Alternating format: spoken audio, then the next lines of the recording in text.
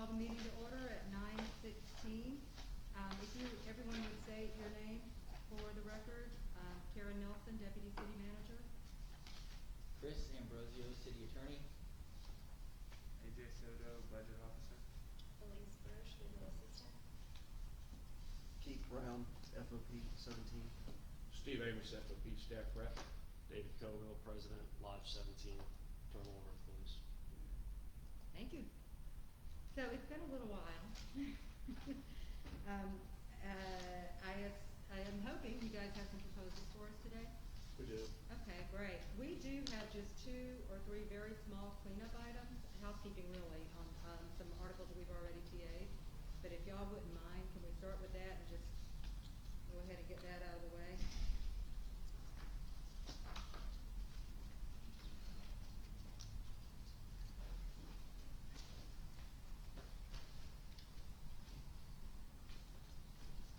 You want another copy? Yes, please. I got 3 of them for you. Sweet. Give you all a complete set.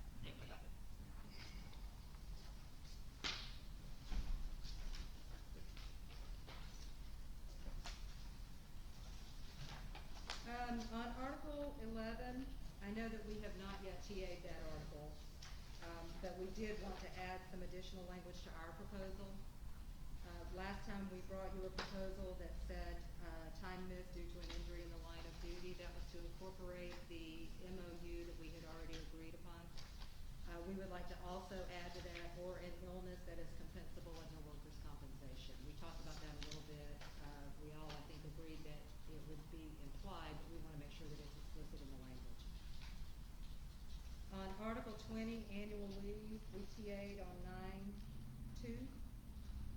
On page 2, in 20.5, we'd like to add each year, just to be clear that those annual leave balances in excess of the maximum on June 30th, that will be calculated and forfeited every year. So if you all are okay with that, we can re-TA it and redate it for today.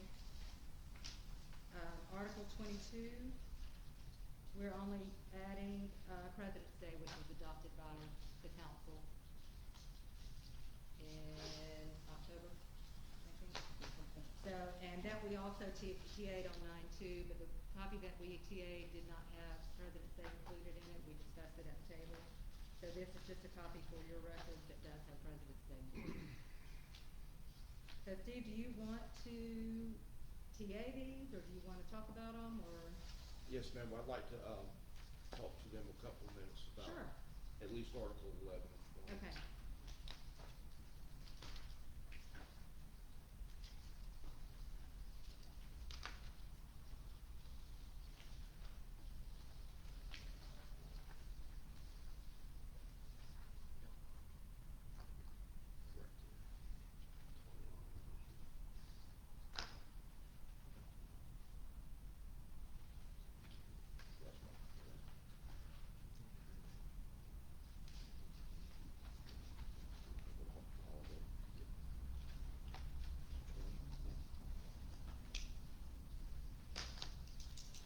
We can go ahead and TA on 20 Okay.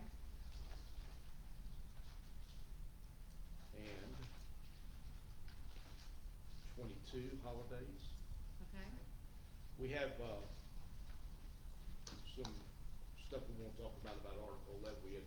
We had worked up ourselves also. It's basically a new proposal. Sure.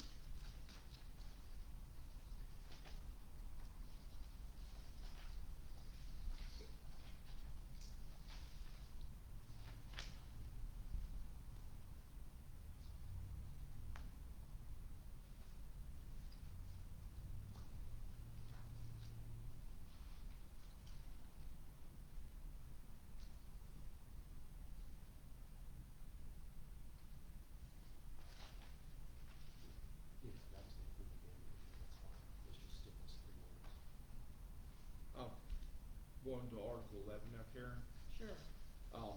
We were gonna present a proposal that wasn't quite as in-depth as yours. We appreciate the added language, and we do like that. Our proposal was gonna be, 11.4 under overtime. Second sentence, second line, it says absences from work without pay.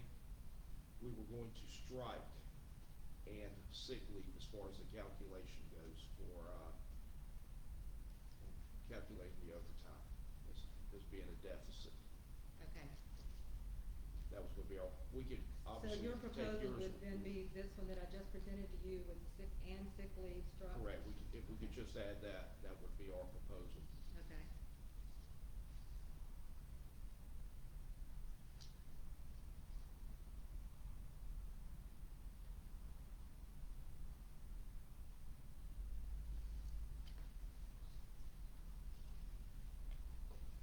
Okay, Any discussion on that, or you guys wanna take that back, or? I think we'll take that back.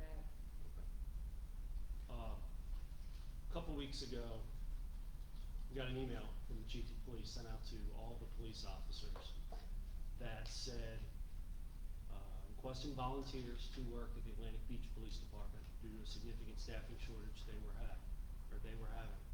Included in that email was a line that said, if I don't get volunteers, this will be mandated. I have a real problem with my officers being mandated to work law enforcement capacity in another jurisdiction, and then having their overtime taken away if they happen to fall ill. And that's why, which from our original proposal, we have asked to strike those three words, the and sick leave. So is there any differentiation between them working in terms of overtime and sick leave? Is there any differentiation between them working in a different jurisdiction and working in this jurisdiction? Because To me, the same- it just makes it more egregious, that this city's gonna send its officers to another jurisdiction and then take that overtime away from them. And again, if we come back, Karen,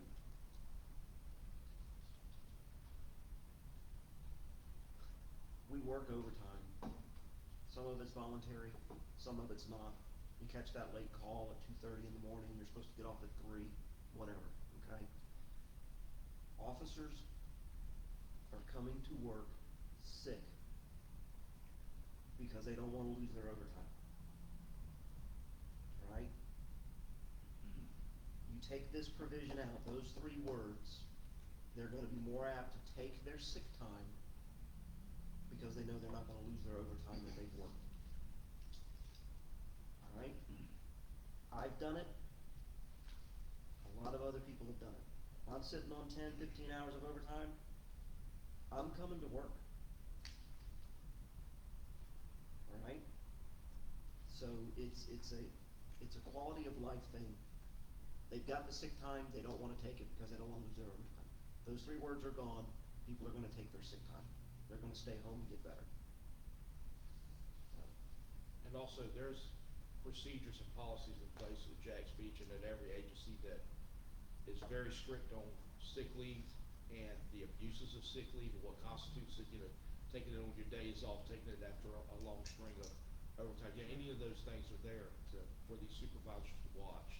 I mean, we've got the And monitor. early warning system that we do annually, and one of the things that we look at is abuse of sick time. Which, it's not rampant, because people aren't taking it. One of the things that we had on the table from last time was Article 21. We'd asked you guys to look at 21.6 subsection B, which was bringing that language in line with the current retirement. It says 20 years of service, but it also says retiring in good standing, which is 10 years of service. Right, so we did take a look at it, Okay. and, the intent there is for anyone retiring with whatever the requirements, or meeting all the requirements, will receive up to 720 hours at 100% in sick leave. Okay. The additional 25% for those hours over 720 was intended to be an incentive or a reward for those who stay past retirement eligibility. So if an employee now retires in good standing, they At should be. 10 years, let's say. So anybody that's got more than 10 years or retiring in good standing, they should be paid up the 720 hours of sick time. Yes, now that's Is the way, that's the That way has not it's- been past practice. Several people have left, in between that 10. If they retire in good standing Yes, ma'am, with 10 years of service. with at least 10 years of service, yes, ma'am, but they were just shy of 20, and they were, paid nothing. Are you sure? Can you document I any of will, that? I Give me will, some- I'm 99.9%, but I will check, and I will email you. Yeah, to make we certain. would like to look into that. Because the way the language reads, it's ambiguous to us. We don't have an issue with the way, with the intent that you just explained. Right. However, the way that we interpret the language is you get nothing until you hit that 20, and it's my understanding that that has been the past practice of HR, is not paying out unless you have that 20. That has not been our practice. Okay. Our practice across the board, we have the same language in all of our Okay. contracts and our personnel policies. Our practice is anyone retiring in good standing. Then let regardless me, of number of verify, years. Okay. that, if this is the case, maybe we can clean up the language. We can absolutely do that, yeah. And then we don't have an issue if that's so at least they get their 720, and then that. And then 25% up On the to dollar is for the 20 cap years. of, maximum of 2880 total hours, but it's 25% of everything after 720 if you have 20 years. So that's not the way That's that. to try and provide an incentive for people not to hit 10 years and exit. I can tell you, I've been here 21 years, and that's the first time I've ever heard anybody say that.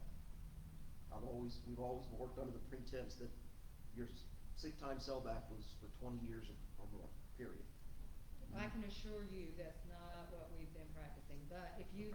I'll go think back and I'll that you may verify have a with the, specific there's at incident, least one, I let think us know. there's a second individual, I will verify with them hopefully today, Yeah. and I'll get back to And you. I guess the question And would so be. if that's the case, then we need to clean up the language. Yeah, if we can clean need it to up, make then I'm, clear. Yeah. I understand the intent. Right. If we can just clean it up. Okay. Because the way that our members have interpreted and they have been told by HR is that unless they have the 20, they get nothing. The language about retiring as opposed to anything else is, do y'all worry or consider a distinction that, for example, if somebody resigns, if that's still in good standing, as long as they weren't terminated, or, you know what I'm saying? Does that make sense? No, they have to retire in order to receive the. So they have to retire, take a pension, they can't resign, vest, or anything like that. The only thing they get if they resign, do they get anything if they Yeah, resign? they get vacation. Vacation. Just that's annual leave, it. right? Just Yeah. annual Yeah, leave. vacation comp. So, and comp time, obviously. Sure. But not sick leave unless they retire in good standing. So, The sick leave's the only thing affected, so. Okay, so yeah, we'll definitely take a look at it, and if you all have any individuals that you want us to look into, Yeah, I'll we'll look do into that. I'm trying to look for the language, it's 21.6. 6. Yes, ma'am. B, yes, ma'am.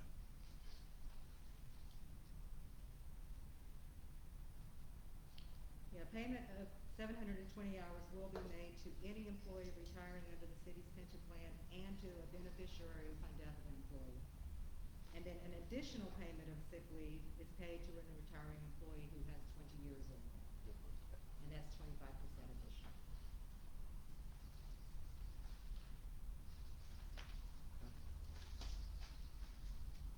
But yeah, we'll work on some language that might be more clear. Thank you.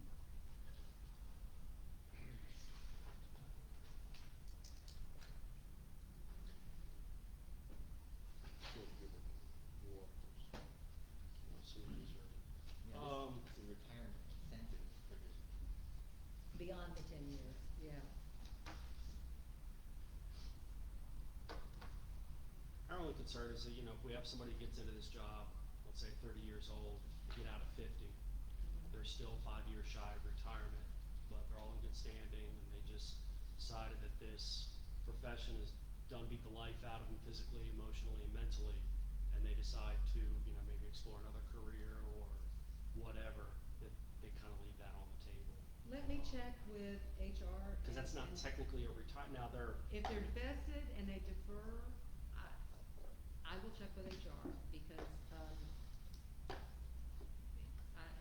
sure if we treat that as if they are retiring in terms of their sick leave pay. I'll look at that, Okay. okay?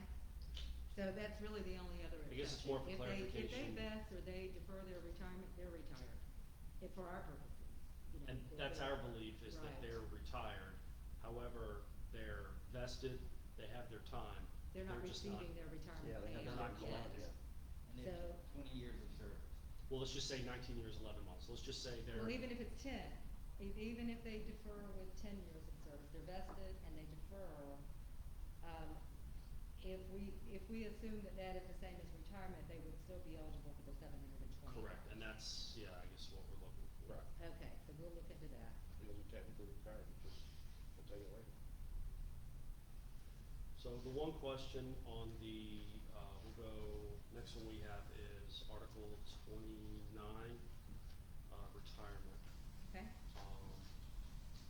Is there a reason that in 2913 that corrections wasn't included in that? There's only police and military.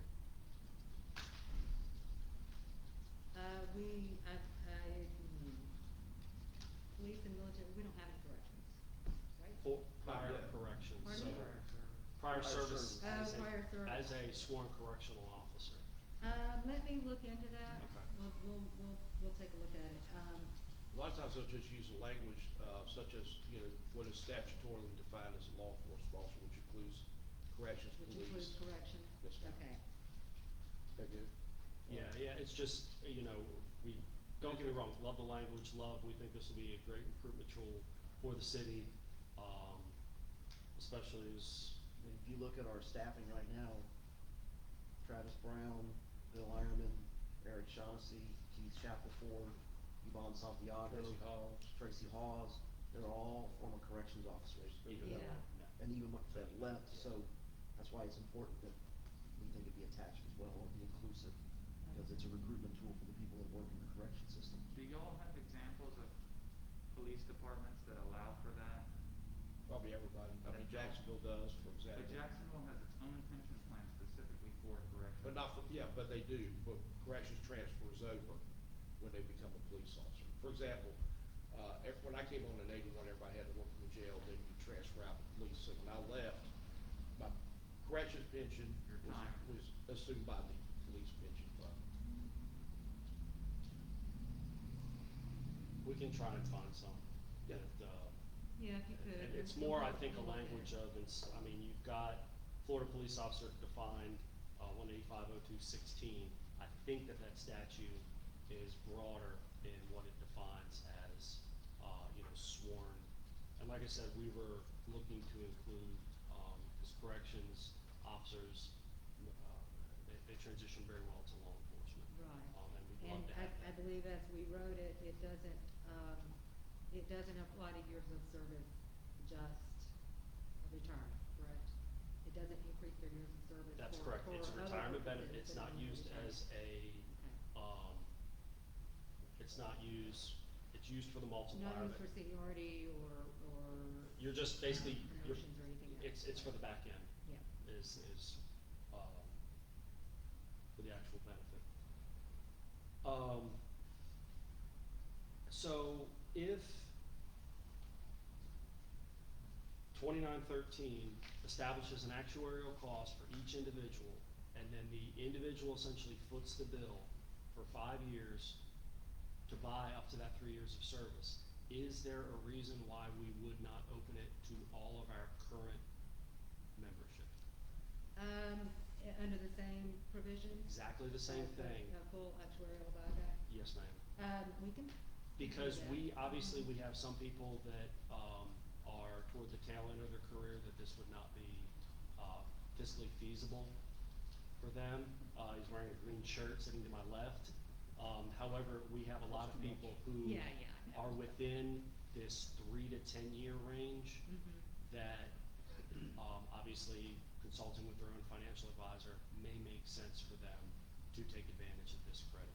Okay. So if, again, if the actuarial burden and the cost is all being assumed by the employee, I don't see why we couldn't open it up to everybody. Yeah, I think the only concern that I can think of would be, the possibility of losing them a little sooner if they get to, you know, if they're early in their career like that, if they can buy back 3 additional years, then we have the potential of them hitting 10 and, you know, exiting on us a lot sooner, possibly. This said, So- looks at more as of a recruitment tool Mhm. versus retention. Yeah, I think A little bit of both, I think Yeah. you're, you know, but at the same time, people retiring at 10 years now, Mhm. if they were able to immediately collect, this is gonna have to be their second or third career. And we do have people who have done that. We have retired, law enforcement, we have retired, military folks that this is their second career. That is a very small slice of the pie.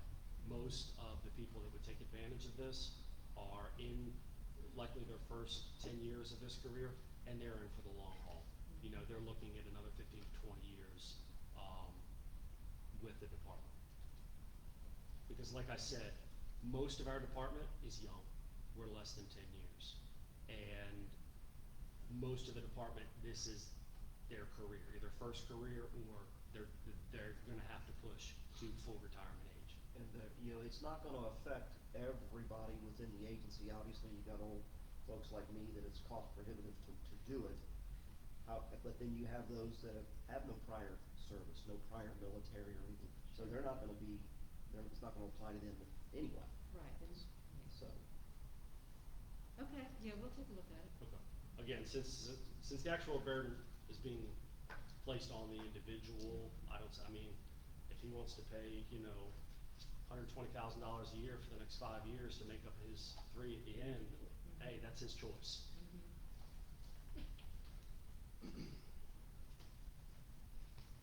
Let's see. Did we cover 2910? No, we'll go back. Okay. So I'm gonna go back to the, this was September 9th, the last proposal that you guys gave us, on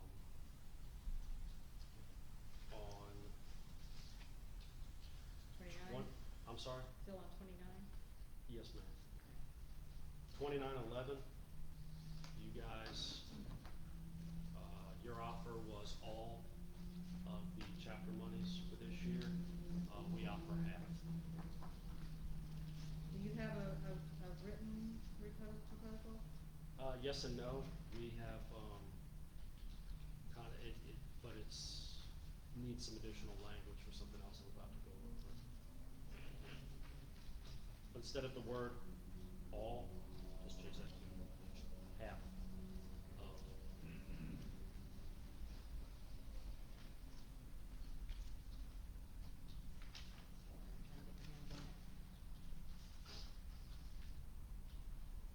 So that proposal was dated September second? Yes, ma'am. Sorry.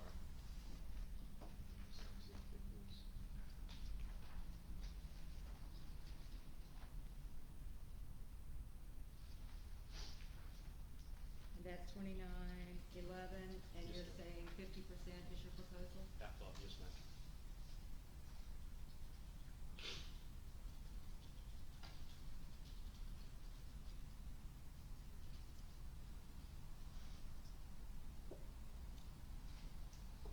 And then 2912, is there a reason that language is still in there?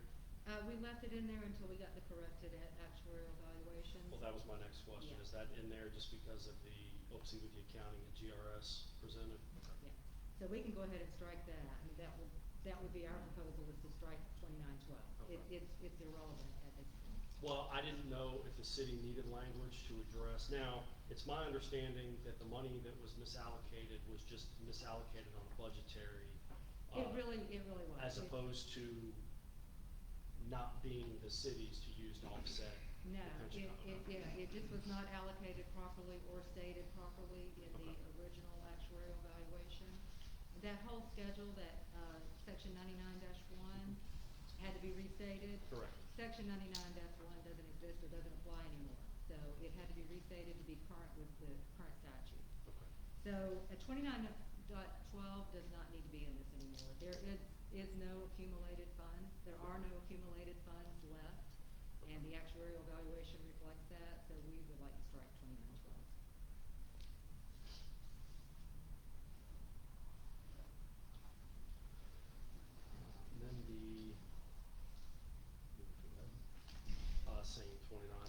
the last one would be, going back to the COLA.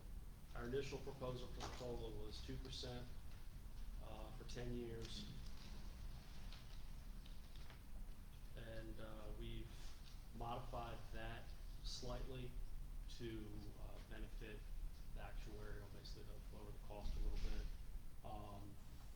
Requiring 20 years of service to get the COLA. So again, the incentive that we just talked about in regards to the sick time and all that, we're gonna move a little bit more toward the middle on the COLA and require only employees that have 20 years of credited service, and not buyback, not any of that, been here for 20 years, are eligible to receive the COLA. So 20 years of actual duty. Yes, ma'am.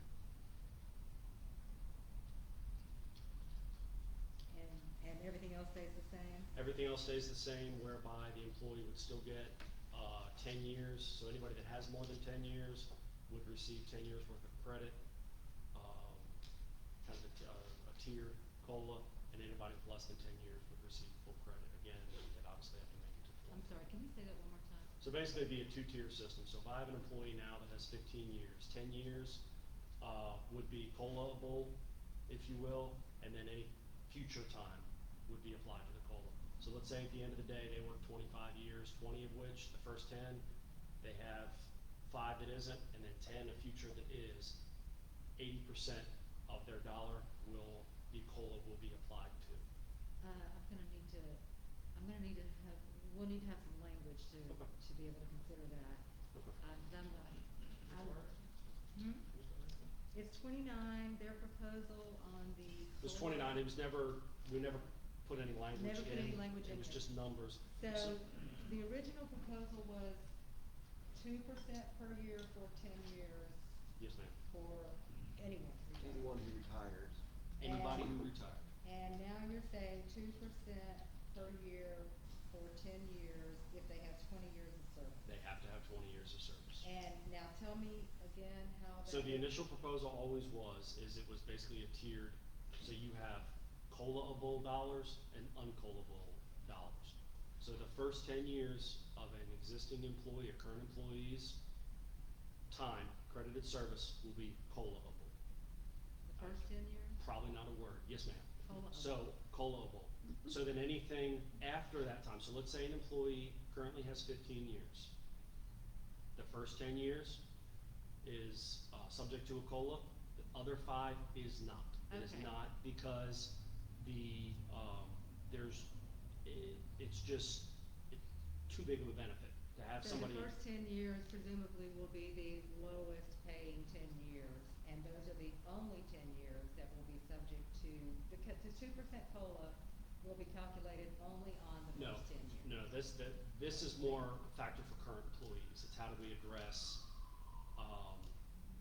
current employees. In other words, it's the costs are astronomical. Let's say I have a 29-year employee who's getting ready to retire in 6 months, and they're offered this COLA benefit. They have not paid for that benefit for 29 and a half years, but yet they're gonna get the benefit. So we limit the COLA to the first 10 years. One of the first presentation that I gave on the pension kind of showed it graphically. I'm just trying to, what do you mean by limiting the COLA to the first 10 years? I'm not That's, following. so if you have an employee that has To the first 10 years of service for that employee? current employees. Uh-huh. So if you have less than 10 years, all of your time, when you retire, will receive the COLA. If you have more than 10 years, whenever everything gets ratified, goes through council, the first 10 years of your credited service will be subject to COLA for time purposes only. And then whatever was after 10 years will not be, and then everything in future. Okay. If there's some clarifying language in your proposal that, We'll work on that, but. okay, cause I'm still not following, cause COLAs are typically calculated on the benefit. And it'll still be Yeah, calculated on the retirement benefit, benefit. but it'll be on the amount that it's calculated. So 2% COLA typically would apply to whatever your final benefit is. Correct, but in this case, it can't, because we limited it to, in other words, when we had the actuary run the numbers, it was not based on, let's say, we have a 29.5-year employee who has not been paying the additional because part of our tying to the COLA was increasing our contribution. So that employee has not been paying that increased 9.95 as opposed to 7.95 for the entirety of their credited service. Therefore, that benefit did not really have a funding stream. So you are, I may be jumping ahead, you are proposing a 2% increase in the employee So contribution. 29.10, the employee contribution shall be 9.95, and it is contingent that our offer to increase is only contingent upon the COLA. Okay. And GRS's numbers were based on that increase in the employee contribution. There was still some cost to the city involved then. Yes, ma'am, it was tiny.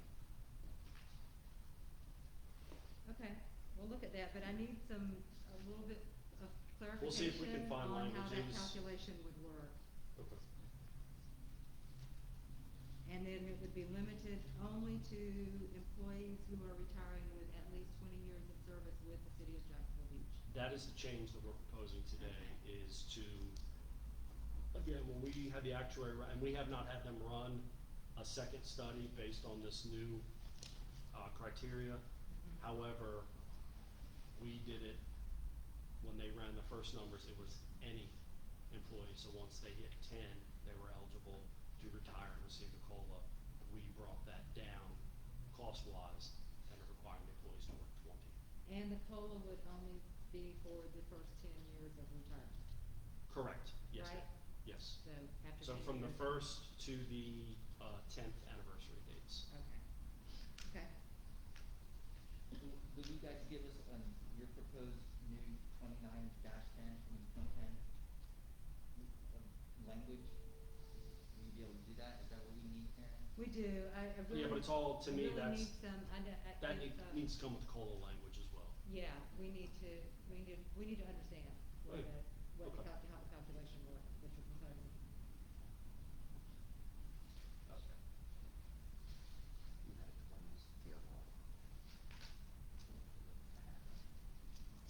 Okay, did you have any questions or clarification?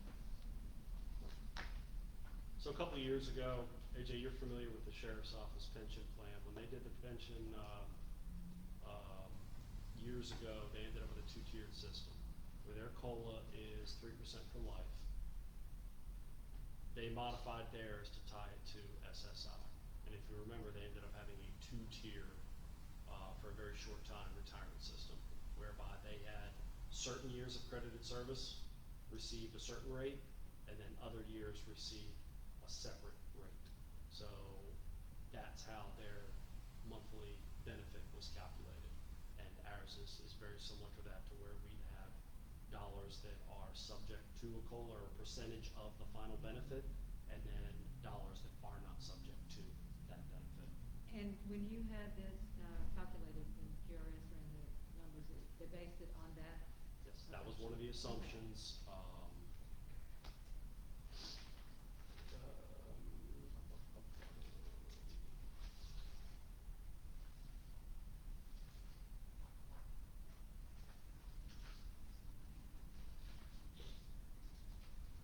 But yes, it was. Okay, I'm trying to alright, see what the yeah, language was. if you can get us some language. So right here, Um, if I sent you page 4 of GRS's report, it was Mhm. proposed benefit provision, print 2, 2% annual COLA to begin at retirement, continue for 10 years. For current members, this COLA applies to their benefit attributable to all future service, as well as up to 10 years of prior service. So up to 10 years of prior service, is that the front 10 or the back 10?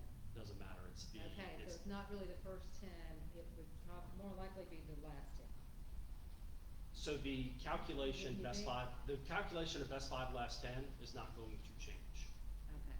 That's when- still, that is still how the monthly benefit is calculated for the pension.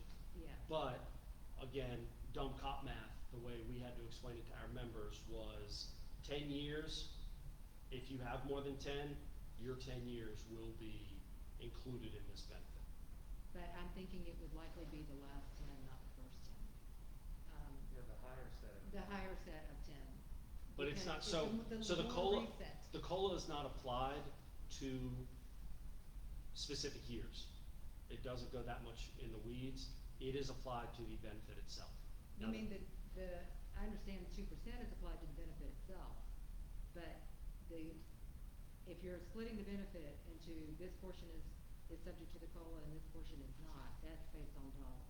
No, that's based more on time of service and ratios. So then the 2% would fluctuate, not the amount of the benefit. If you, okay, so yes, so math equation, if you wanted to alter the 2%, then yes, technically you could modify that side of the equation and come up with the same number. If it's strictly based on the number of years of service, then you wouldn't alter the amount of the benefit that it's based on, you would alter the percentage that's. And so, in other words, if you wanna think about it this way, if we have an employee that currently has 15 years, they work 10 more. So they have 25 years of total service, they retire in good standing. They have 10 years of the future time that was included in the GRS assumption. They have 10 years of the prior service that is again included in that. It's that 5 years in the middle, or 5 years, however you wanna think about it, but 5 years of the 25 or 20% will not be included in that. So if your final multiplier for the COLA, again, using that thought process, is 1.6-ish. So that, yes, so that's a way to think about it. Okay, yeah, I think I understand. But this would be part of y'all increasing your contribution from 7.9%